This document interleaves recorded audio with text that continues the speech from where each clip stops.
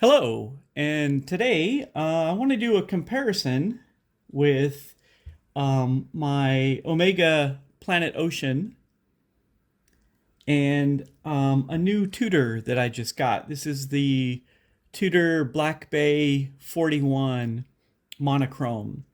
Um, I had been eyeing this watch for a while because I really like the simple, understated look.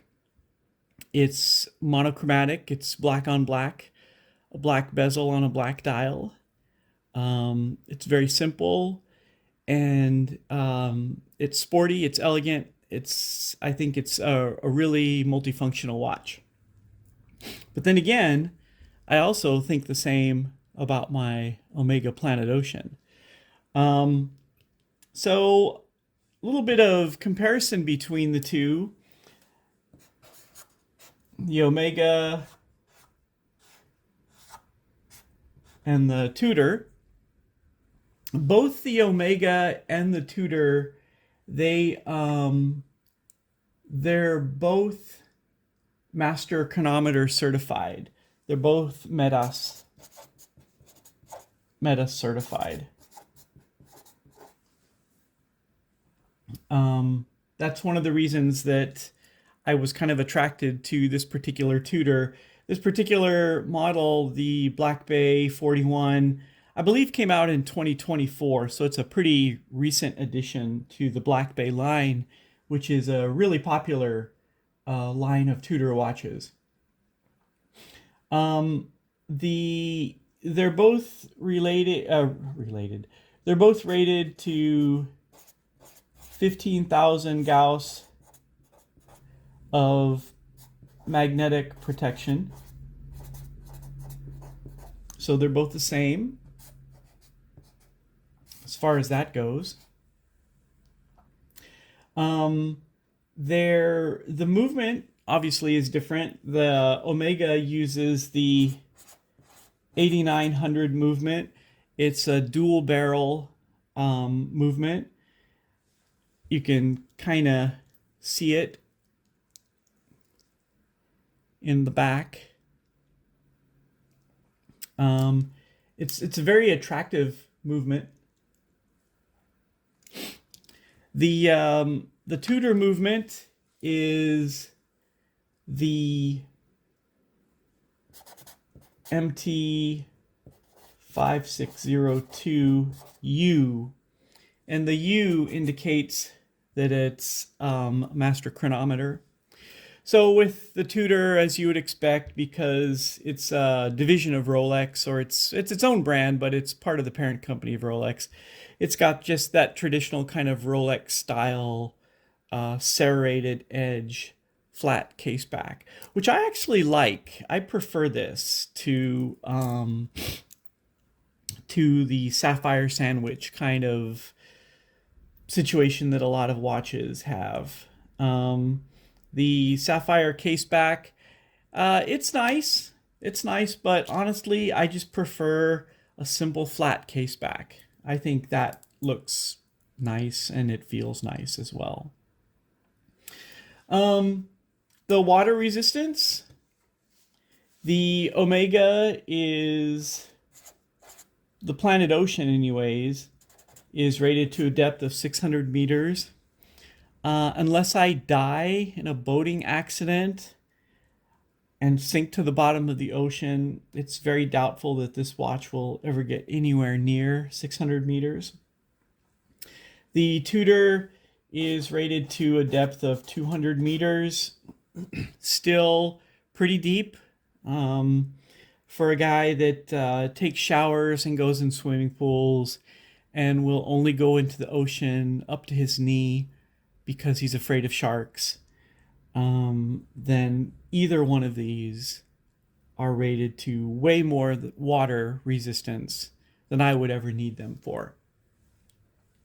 Interestingly enough, where there is kind of a difference, and it's not a huge difference, but the Omega has a 60-hour power reserve, and the Tudor actually comes in a little bit better at 70 hours. So the Tudor with the 70-hour power reserve, the Omega with the 60-hour power reserve. Now, when you look at the two watches, there's a size difference. There's a definite size difference, but a lot of that comes from the fact that the Omega is a much thicker watch.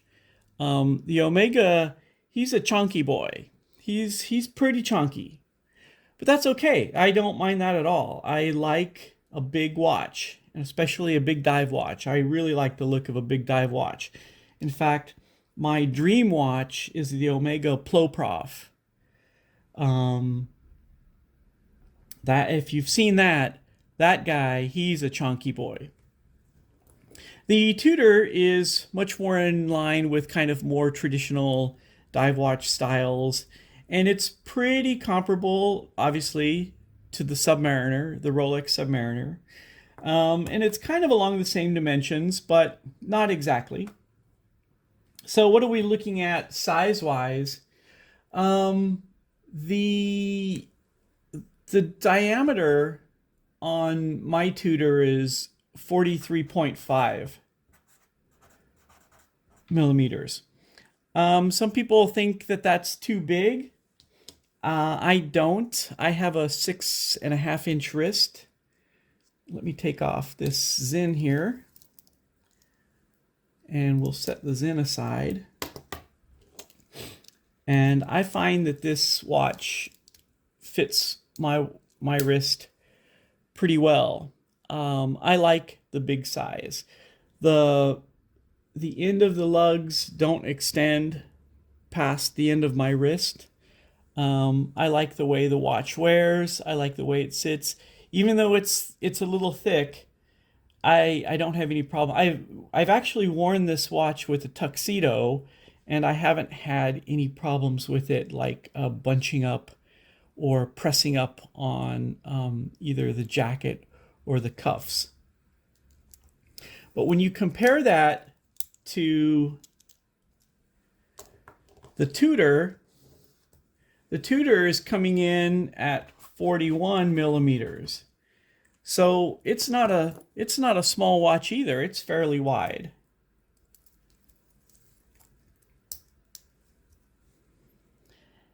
And that fits pretty well as well. So there's just 2.5 millimeter difference in the width of the watch. But both of the watches, they don't, to me, they don't wear big. I know some people, they don't like a bigger watch, and I know the trend now is to go towards smaller watches like 38s. A lot of people say that 38 is their ideal size, and 38 is a good size. There's nothing wrong with a 38 millimeter diameter watch.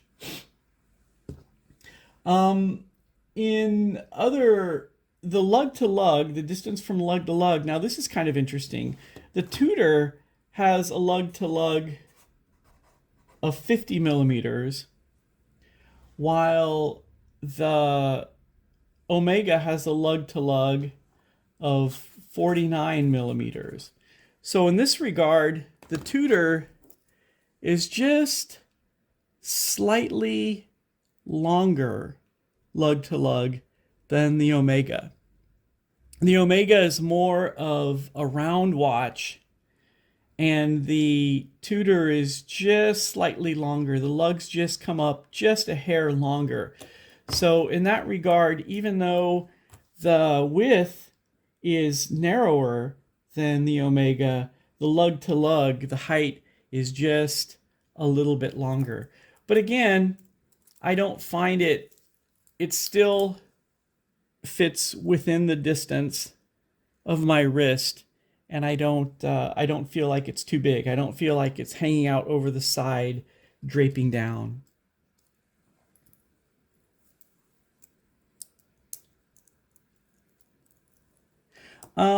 I've had the Omega now for about maybe 6 months, and I wear it pretty often. I wear it to work. I have a pretty physical job. I don't work at a desk. I have a very physical, active job, and the Omega is very durable. Where I've picked up some scratches, and they've been very minor surface scratches have been on the clasp, on the big clasp here. And the weight, the size of the watch, I haven't found that to be a problem. I love this watch. It's a great watch, and I have nothing but good things to say about it. The Tudor I've had now for about a week, and I've worn it to work a couple of times, and again, haven't had any problems with it. It's got a little bit more shinier surface areas. The band itself is kind of like a 5-link Jubilee style bracelet. It doesn't feel cheap. It's a very nice band. It's a very nice, well-made band. But when you compare it to the Omega band is a lot thicker and a lot more robust. I would say that that's how I would characterize the Omega. The Omega is a lot more robust. You get a lot of watch for your money with the Omega, which is good because you're actually paying a lot of money for the Omega. The Tudor, you're still paying a lot of money, but you're not quite reaching Omega levels of cost. And that's one area where I kind of am losing my appreciation for Omega because of their price increases. Omega is my favorite watch brand. I really like Omega a lot. They have a lot of really iconic, well-made, excellent watches, premium watches, but their prices are getting a little ridiculous. Tudor, on the other hand, if you're looking for a premium watch, Tudors, I think right now are probably the best value for premium watches that you can get. They have a lot of really nice watches, a lot of really attractive watches. And when I saw this one, this was exactly what I wanted. It's a no date, and black on black. And this is exactly the kind of watch I want. My Omega Planet Ocean, I love this watch. I got this, I had saved up for almost 3 years to get this watch. So it's definitely a watch I wanted as well. One thing that people always ask about is how the bezel clicks sound. So let's listen. So with the Omega, very satisfying clicks, very solid, no backlash, no slop. When you set the bezel, it sets. With the Tudor,